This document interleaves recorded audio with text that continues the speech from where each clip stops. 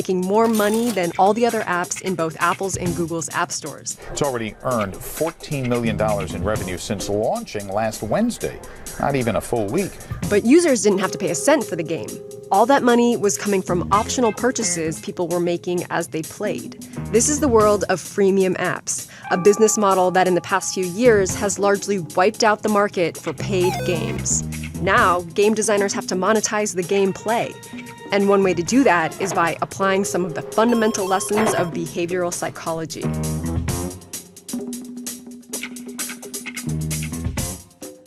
The first thing these games do is set up a virtual currency so that it doesn't feel like you're spending real currency, even though you are.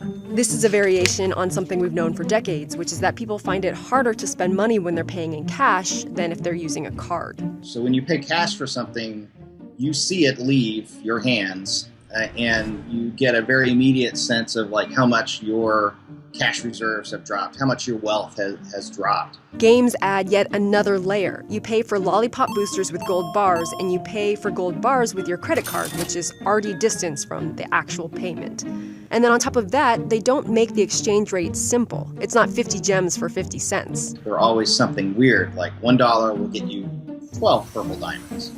And that sort of off-kilter exchange rate is the same thing you see with people spending, tourists spending money that they're not familiar with in foreign countries. If incense costs 80 Pokecoins and a batch of 550 Pokecoins costs $4.99, how much real money does incense cost? Yeah, I don't know either. So you're spending money that doesn't seem real, and it only takes a second because the App Store already has your credit card. The whole payment process is designed to be painless. Other parts of the game, however, are designed to be painful. A key finding of behavioral research is that people tend to experience unexpected losses more intensely than comparable gains. That can inform the timing of purchase prompts. In Puzzle & Dragons, players progress through a dungeon before facing a boss, and if they die, they stand to lose all the rewards that they just earned. That's when they're presented with the option to save their coins and their points by spending magic stones, which you can buy in the store with real money. Other developers actively embed inconvenience into the games so that you can purchase convenience. In Clash of Clans and Game of War, everything you try to build has wait times that get progressively longer but are skippable for a price. So they build incentives to sort of remove pain points into the games. And then if they want that, then they have the incentive to insert pain points into the game. Ultimately, though, only a tiny percentage of players actually become payers. And a small percentage of payers are those so-called whales, people who will spend hundreds, sometimes thousands of dollars in the app. The marketing firm Swerve estimates that about half of the revenue for mobile games is coming from less than 0.5% of all players.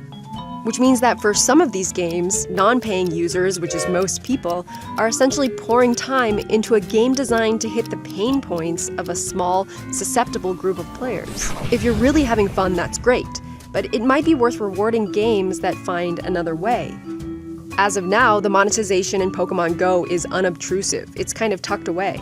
And that lack of manipulation is a pretty good reason to buy some lure modules and some incense. One argument in favor of free-to-play games and in-app purchases is that they give developers a reason to keep updating the game, and they're collecting tons of data in order to inform those updates. Things like where you get stuck, where you close the game, which features are most popular. All that data can help them keep making a game that you want to keep playing. But it also means that they can tweak the prices based on individual profiles and behavior. So if it seems like you're about to quit, hey, here's a discount. Or if you're the type of person that will spend a lot of money, maybe they bump up the prices a little bit. They can even look at how fancy your phone is and what country you live in and set the prices accordingly. According to one survey, 40% of game developers said that they were setting different prices for different players. But the survey was anonymous, and it's pretty hard to tell which games those are.